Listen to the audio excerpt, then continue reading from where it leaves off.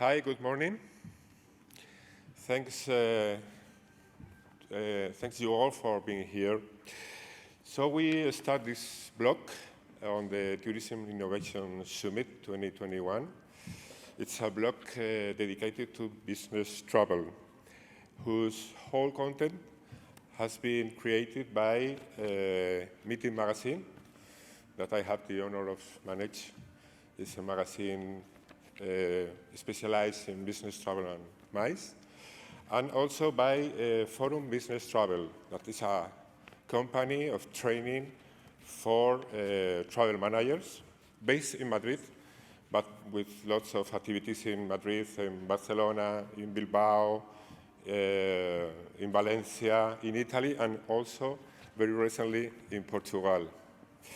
So the tourism sector and business travel are going through uncertain times and structural changes that will be here for some time.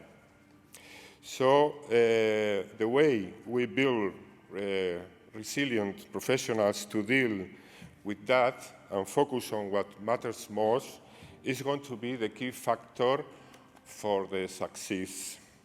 So you have heard it lots of times, and maybe more times, that the change is here to stay. So in these circumstances in which almost all of us are getting to knowing ourselves better, both professionally and personally, many employers are struggling to maintain the control of the situation. There are two routes to be taken. One of them is in this uncertainty, damage the company culture or performance or results. And on the other side, this could be the opportunity to transform fear into engagement, prepare for the future, and build a stronger workforce and organization.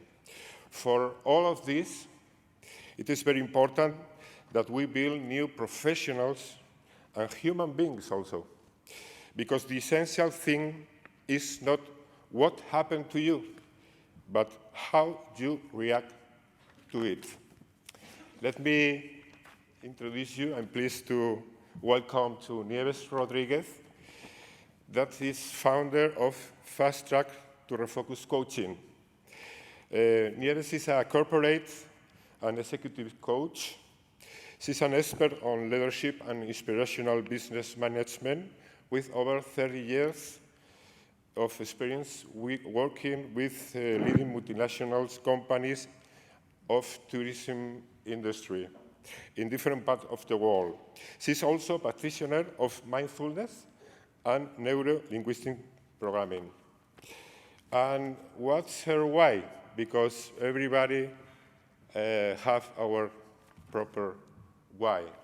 The why of Nieves, the purpose of Nieves, is to inspire people to do what inspires them and maximize their potential so that together, each of us can change the way the companies think and act and operate, changing our world for the better.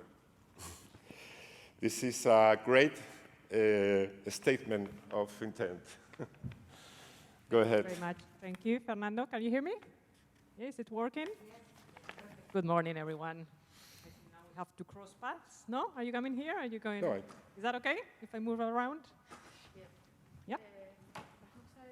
No, I'm going to use this one. Yeah.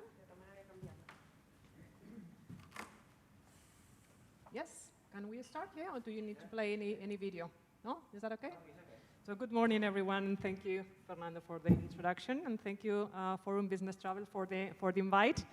It's really a pleasure to be here with you today and to kick off the first day of this. And the intention today is to start to do the kickoff with the energy boost. So 70%. What is 70% represent? 70% is how many change initiative fails in an organization. So can you imagine 70%, 7-0, of chain initiative fail, and a lot of initiatives that during the last couple of years have actually failed in any of the organizations. And do you know how many of the time we are focused on our priorities? Anyone wants to guess? 70, 90, 30, 15? Come on, don't be shy. Just guess. Say a percentage. 20? Very, very close. Let me see, the pointer always, I'm always, funny with the pointer. Let me see. 50, sorry, 50. 50% of the time we are focused on our priorities, and only how much of our time we are focused on high important matters. So 70% of initiative fail in an organization, only 50% of the time we are focused, and out of that 50%, how much time are we focused on high priority matters? Just guess, give a number, a percentage. 20? 41, only 41%. So can you imagine the cost for an organization? 70% we are failing, only 50% of the time we are focused on what's on our goals, and only 41% we are focused on what's important. So can you imagine the cost for your personal life, for any organization? So actually that is what is happening to us because of the digital era, but that is what has been happening to us, especially during the last almost couple of years. So we are going to be talking today about how to lead the travel industry during turbulent times, because, definitely we have been going through some turbulent times. And we have a paradox that in today's world is easier, theoretically, is easier and to be productive, but actually it's also harder to have productivity because of all the distractions we have, with our cellular phones, all the distractions we have with Telegram, with WhatsApp, with Zoom, with Teams meetings, and all the different notifications we get 24/7, 365 days a year. And this is actually what is happening to us. We are having to take more decisions, especially during the last couple of years. We are going against the clock. We have actually a lack of attention to detail because of all these different notification, the digital area, and all the decisions we are having to take under stressful situations and with all the uncertainty that is going in the industry.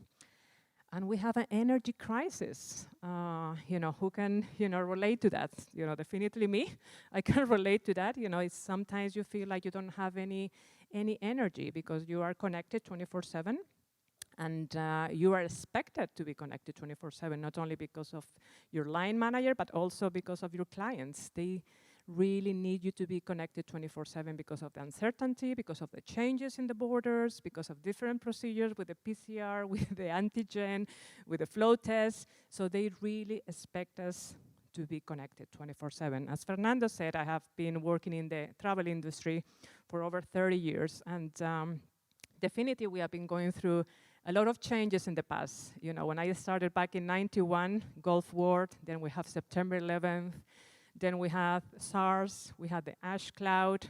I've been going through joint businesses, through mergers, recently COVID, restructuring, et cetera. And definitely this is not the first time we are going through changes and crisis. But what is true is this is the first time these changes are actually affecting our personal life and our work life. And that is why it's so important, to have a laser focus to what we do. And that's why it's very important to be aware that only 50%, because all of that, we are focusing on what matters most to all of us, not only on the personal level, but also on a professional level. So definitely the travel industry have changed quite a lot during the last few years, and I think during the last 15 months, 16 months, more rapidly. So because of this little bag that I'm not going to mention, because what you focus it expand, so there's not mention about that little bag that is still around us.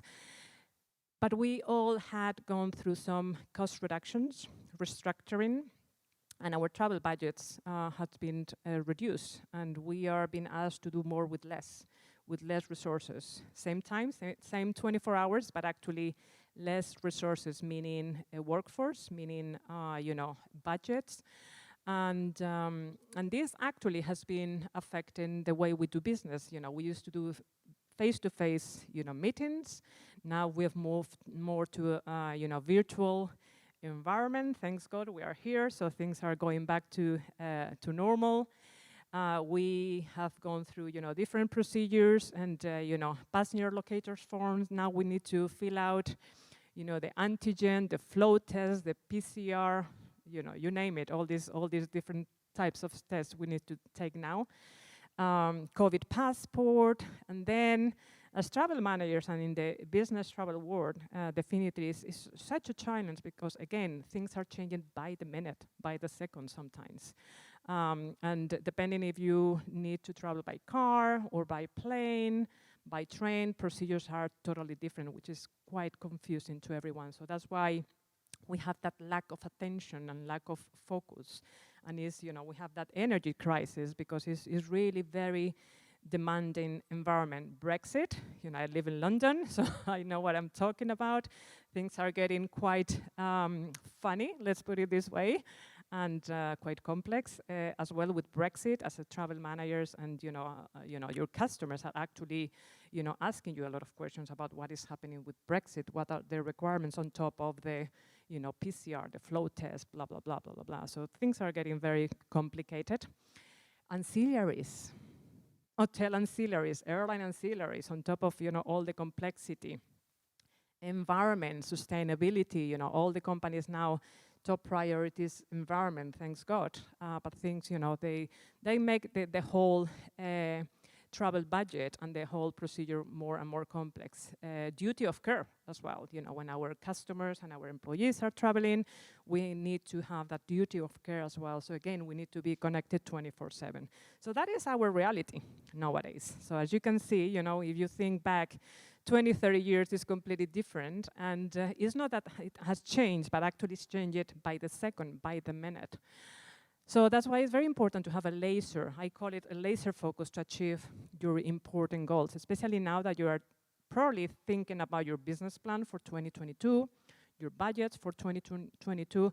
It's very important that you have all this in mind and you actually involve your employees, your customer in your business plan, because only, and we will talk more about that, only leaders and organizations that actually know how to connect with clients and employees nowadays, they are going to have a sustainable success. It's not about a short-term success. It's about having a sustainable long-term success. And we have seen, a lot of our competitors, a lot of companies, they are just disappearing. A lot of mergers going on because, the market is going to be very, very demanding. So this is time now to really ensure we have the talent in our workforce and we actually connect with employees and engage our employees to really help us to stand out from the crowd, because only those companies and leaders that actually are capable of engaging in clients, our employees are going to be the ones that actually they are going to be surviving long term. So this is what is going to be I'm going to be sharing today. So hopefully, the kickoff of the today's meeting here to really share with you how you can actually make sure that you have a success in 2022 and the years ahead. So many remote workers are struggling with all this. Before COVID, Before COVID, we all wanted to work from home. We all wanted to have that flexibility. What's happening with this? Okay, stick there. Before COVID, we all wanted to work from home.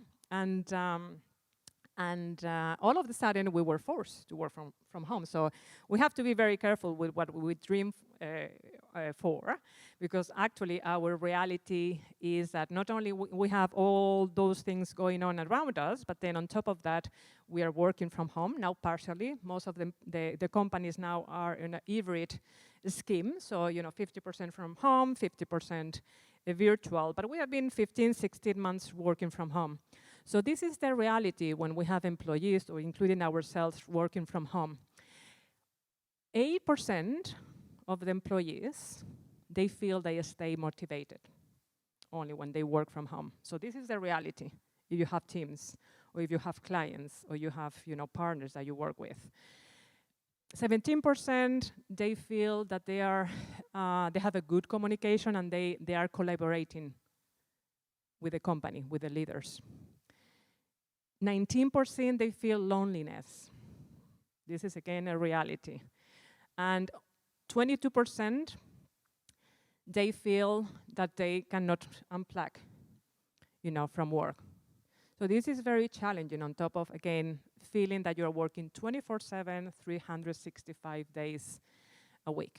And I don't know about you, but when I started in the tourism industry years ago, I thought, this was going to be my life, working for the travel industry, traveling around the world, going to beautiful destinations, and really having a smooth flight, during my career. But what is true is that we are going to have a lot of turbulence. And again, it's not just the turbulence we had, during the last, I've been, looking at you, I think, pretty much all of us, we have been in the tourism industry for a while. And as I was mentioning before, Gulf War, September 11, SARS, COVID, joint businesses, mergers, et cetera, et cetera. We all had turbulences during our careers. And I'm sure looking at you, you're nodding like, yes, sounds like familiar. It's not the first time we are going through this. And we are going to have more turbulence. That is a fact, and that's totally okay. Now it was COVID, this little bag, but, a reality is that we are going to have more of that. Life is full of turbulence, and actually that is one of the things that actually cause more pain in human lives, is that we have false expectations. We think our life is going to be smooth flying, and the truth is that we are going to have turbulence. We had turbulence. This is the last turbulence we had. We are overcoming that turbulence now. But what is true is that we are going to have more of that, and that's totally okay. The most important is not to avoid, because you cannot avoid turbulence. The most important is to know how to navigate through turbulence, because they are always going to be there. It's like going to the sea and expecting not to have waves. The sea and the waves, they go together. They go hand by hand. You can just wait until the waves disappear, or you can learn how to surf. But that's a reality, that you're going to have waves, or you're going to have turbulence, if in this industry, or absolutely in any other industry. So welcome to the tourism industry, because we are going to have more of that. So change is here to stay, as Fernando was saying. I'm sure you have heard this sentence over and over again during the last few months. And it is true. I mean, the things is that, change is here to stay, and the only thing that doesn't change is change. So because it's going to stay always with that. But the most important is how, and not what happens to you, but actually how you react to that. Again, going back to the turbulence, is how you navigate through that. So I'm going to give you some tips today about, how you can actually react and how you can navigate through the turbulence, and how you can ensure you really kick off, to have a successful 2022 with your employees, with your customers, and on a personal level as well, because we need to start from us, in order to find happiness, at work and in our lives as well. And I'm sure you've heard this sentence as well. Darwin, it is not the strongest that survives, but the one most responsive to change. Again, if you want to be successful professionals of the tourism industry, if we want to have successful organizations, we need to adapt to change. Not only adapt to change, but actually lead change. We need to be disruptive. We need to think about 5 years from now. We need to think about 10 years from now. Because you know what? With what happened, the past is not a reference anymore. Because the world is completely new. We cannot go back and look back to the past. Not even the present is not a point of reference. Actually, we need to be, what this industry is expecting from us is to really be disruptive. You need to be a disruptive leader. You really need to think about 5, 10 years ahead if you want to be successful professional, successful person, and successful organization. This is what is expecting nowadays. And I think that's what we have learned during the last few months. What is interesting is that when change initiatives go well, they improve the innovation, they improve the creativity, success, but when they don't go well, 70% of change initiative. That's a lot. 70 of change initiative fail. The organization, they don't make the goals. Sometimes they disappear. They need to merge. And definitely, they lose talent. They lose the energy, resources, and the morale can all be lost. So that's when you start losing all your talent. Blanchard is a consulting company. In case you haven't heard about Blanchard. What is interesting is that 50% of the respondents, doing a survey with 1,300 companies, they say that the managers, they say they could help their teams to embrace change and innovate. However, what is interesting is that only 43% felt confident managing change.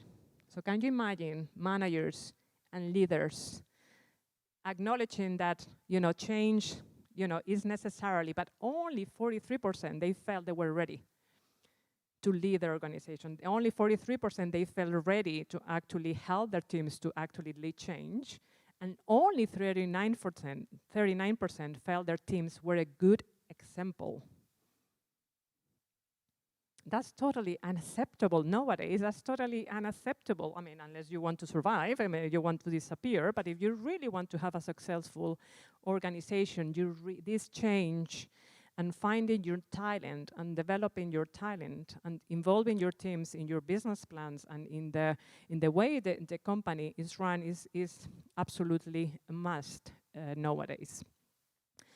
So the question is, why aren't we getting better at it? What is the problem then? So we know change is necessary. We know we need to be disruptive.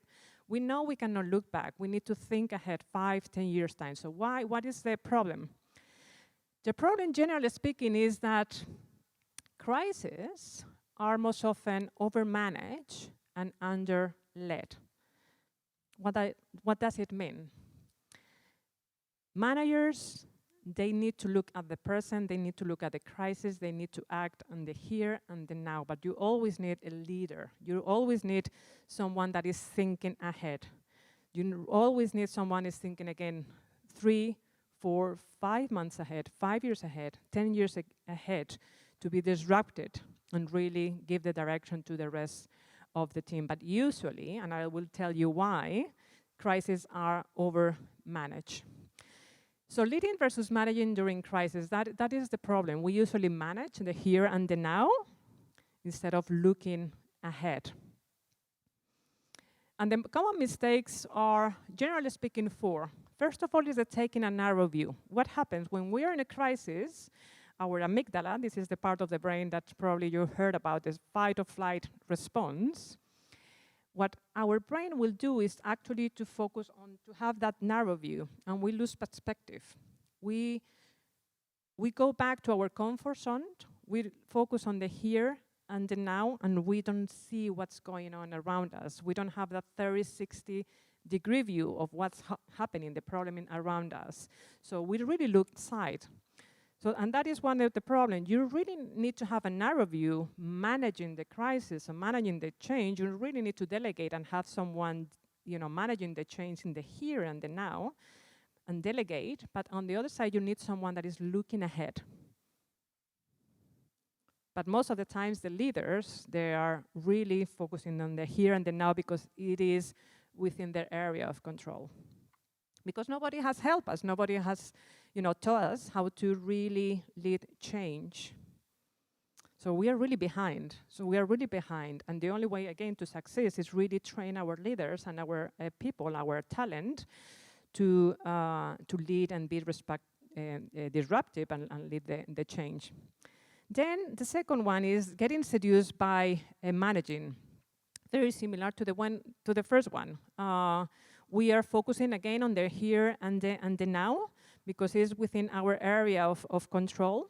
And instead of inspiring and leading, we are taking action now, and we look side of the other of what is needed in 5-10 years from now. Over-centralizing the response, that's, I think, one of the big mistakes when we are going through a crisis. First of all, we reduce cost. We were talking during breakfast this morning. We start reducing our marketing budget. We start reducing our resources. We start reducing our workforce. And we over-centralize response. We start controlling our budgets. We start controlling our travel budgets. We put a lot of layers of authorization that, yes, indeed, they are needed to control the cost. But the problem is you're making your organizations to go very, very slow. And you're impacting the trust because you want to control everything. We will talk about trust later, but when you control everything, you lose trust with your employees and with your leaders, and you're making your organization to go very, very slow. And where you're going through crisis, the last thing you want to do is go slow. Actually, you need to do the opposite. When you put a lot of layers of authorization, you're slowing down, you are not speeding to market, and if you are not speeding to market, believe me, someone else is going to take your position. So you really need to speed up during crisis. And this is one of the common mistakes. We slow down, we over-centralize response, and we are putting our market share, and we are putting our visibility, our brand awareness at risk. And then it's very, very difficult to go back to the same levels you were before a crisis. And then forgetting the human factors, very common sense, but I would say that's one of the most important ones. When we are going through crisis, most of the managers, I wouldn't say leaders, but most of the managers, they will put a change initiative first. But actually, if you really want to succeed, you need to put the human factor first. You need to put your employees first. Most of the managers, they will focus on change, which is external to the individual, achieving some of those targets, some of the budgets, some of these goals. And actually, they forget about the human factor, the transition. We should be focusing on the transition, not on the change. The change is external to the individual. The change is external to your clients. The change is external to your employees. What matters to your clients, what matters to your employees, and if you really want to motivate your employees, actually you need to think about the transition, that's the emotions they go through. Because in the end, what is going to help you to achieve your goals is there are your employees and your clients. Because organizations do not change. Employees do, or they don't. And if you don't get to engage your employees, if you don't get to motivate your employees, you're going to be having a big, big failure. So that's very important, not to forget the human factor. And always think about the transitions your employees they are going to have to go through. So how to engage? Fear into engagement. That's very important because during this change, there is a lot of fear. All of you probably you're going through reorg. Probably you have reduced your workforce by 25, 50%. And instead of 50 employees, you are left with 25 employees, most probably, or even less. So it's very important to those employees that are left at the organization to really build the trust, because you're going to have to give 200%. Those 2-3 employees, or maybe you're working on your own in your organization, in your team, you really need to know how to motivate and engage them, because all of us, we have less resources, but we it's going to be expected from us to really give 200, 500% of our time, our effort, and our engagement. So what do we need to do? First of all is increase trust to increase speed and engagement. I always say that trust is an accelerator, and let me explain. When you have probably you've heard a leader, you had a leader in your organization, maybe in your current job or in a previous job, when no matter what that leader said or manager said, you didn't trust at all. So no matter what they say, you didn't trust. You knew they have a hidden agenda. That's what I call. So you don't trust. And quite the opposite as well. It happens. Sometimes you have someone that inspires you, that they know they're telling you the truth. And when you feel that leader actually trusts you, no matter what they say, you're going to be trusting that person. So that's why I say trust is an accelerator. It's like, I always said, it's like a tax. So when you trust your employees are going to trust you. So, and when your employees trust you, they are going to give you 500% of their effort and engagement, motivation, the time. You're going to speed to market. But the opposite is also true. When the trust is low, like the graph said, the speed goes down. So when the speed goes down, you're slow to market. When you're slow to market, your costs go up, and that is the failure. So I'm always surprised when there is a crisis or change. Leaders usually, again, they focus on the change, when actually, what I think is the most important is to focus on trust. Building that trust with your employees, building that trust with your clients, building that trust with your teams. Because when your clients and your teams, they trust you, this is what you're going to get.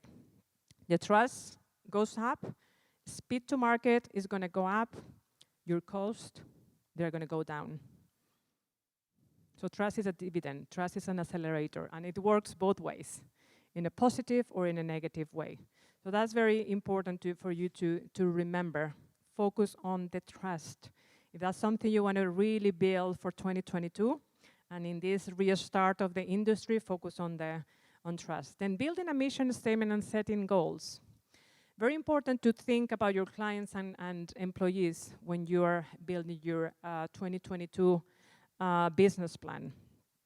Because it actually helps to have a purpose. It really helps to have the commitment, and it really helps to have that clarity of vision, especially when we have less resources, when we have a lot of things to do, but we have less workforce. We need to have that clarity. And we have that energy crisis that we were talking about. So it's very important that you have a laser focus, you have that clarity, and the employees, they find that what is in for me.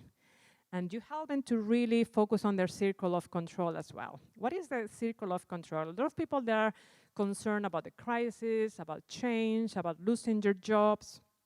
And what is very important is, first of all, that we are all aware that our mind is only our mind. We are responsible of our results. Our mind creates our emotions. Our emotions, they are going to lead us to make some choices.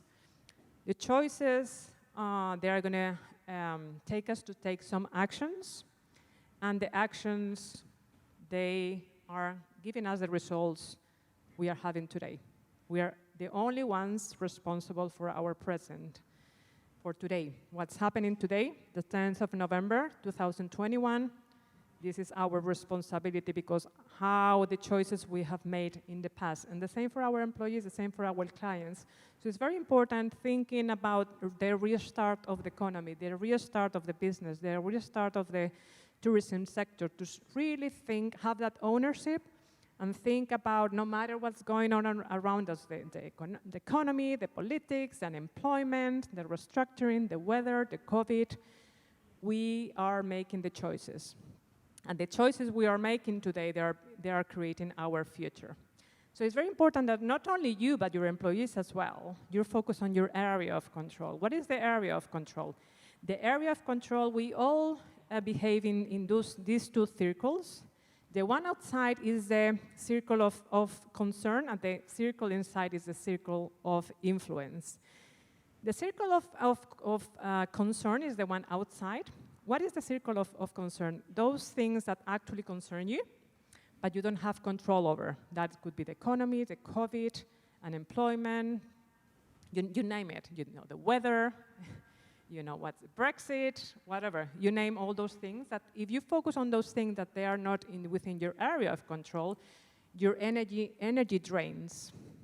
So you don't achieve anything by worrying about those things in your area of concern. Actually, you need to focus on your area of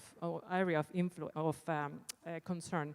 You need to focus on your circle of influence or control, the things you can do. You need to keep asking yourself and your teams, what can I do for? Okay, we have COVID, we have the economy, we have the reorg, we have the unemployment, whatever. But we need to keep asking ourselves, what can I do for? To really focus and have that clarity. 5 minutes? Okay, thank you, because I was going actually to ask about the timing. Okay, 5 minutes left. So very important, what is in for me?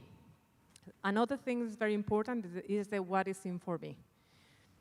Unless you connect with your employees and you connect with your clients,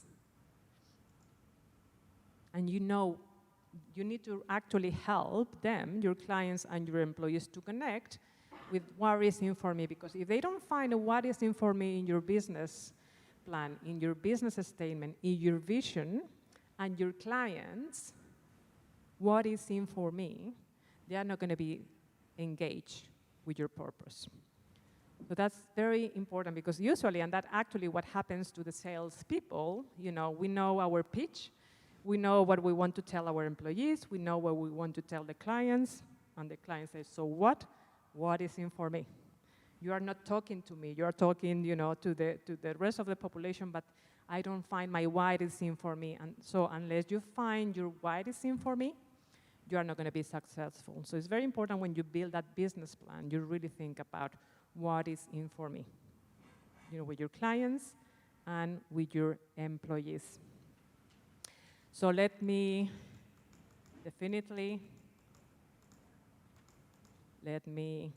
go back to the summary so we have time for Q&A. So finding that why is in for me and starting with the why. You really need to start when you build your 2022 business plan, start with the why. Why or what for we want to achieve what we want to achieve. What is my vision statement? What is my mission statement? How can I engage with my clients? Because our human brain works, you know, we have the neocortex, which is the 5% of all the decisions we make. And then we have the limbic brain, which is 95% of the decisions we make. The limbic brain is the emotions. Probably you've heard about the golden circle.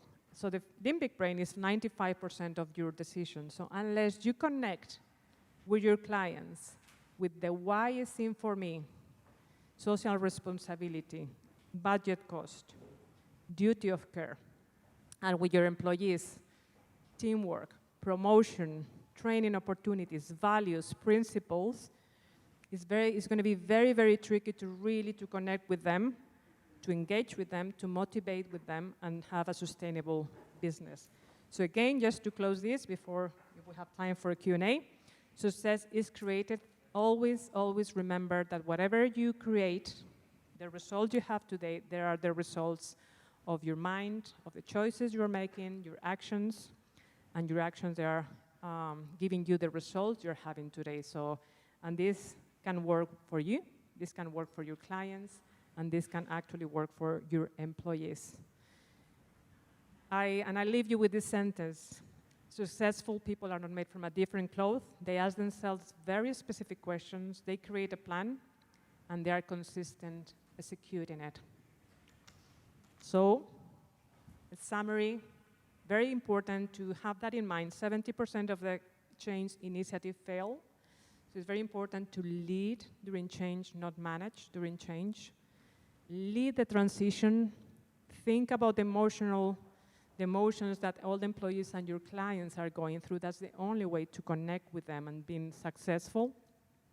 What is in for me? Always think about your clients first and your employees first, and you first, of course. What is in for me? Because you really need to connect with that limbic brain. And start with why, with employees and with your clients. So that's all. Thank you. 1 minute. Thank you very much. Sorry, this was not working. Thank you very much. I think we have 1 minute for questions if you have any questions of Fernando. Brilliant conference, Nieves. Thank you. I was speeding. Thank you. Do you have any questions?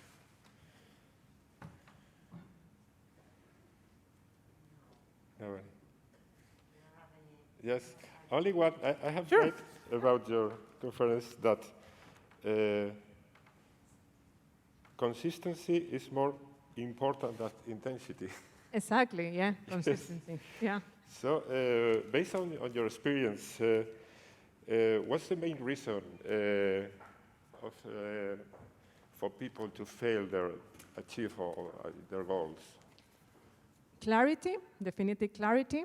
I think we are focusing on many things, especially with what's going on. We have many things, I always compare our brain with a computer. If you have a lot of windows open in your computer starts to slow down. So it's pretty much the same with our brain. We have a lot of things to do, as I was sharing before. So actually, our brain starts slowing down because we don't have that clarity of what's important. So definitive clarity. Then I would say, once you have clarity, most of the people, they don't focus on what's important. And also the multitasking. I think multitasking is a myth. And multitasking actually was a strength in the past, but actually it's a weakness nowadays. So clarity, lack of focus, and lack of attention, definitely. Mm-hmm. And for the last, give us a word for 2022.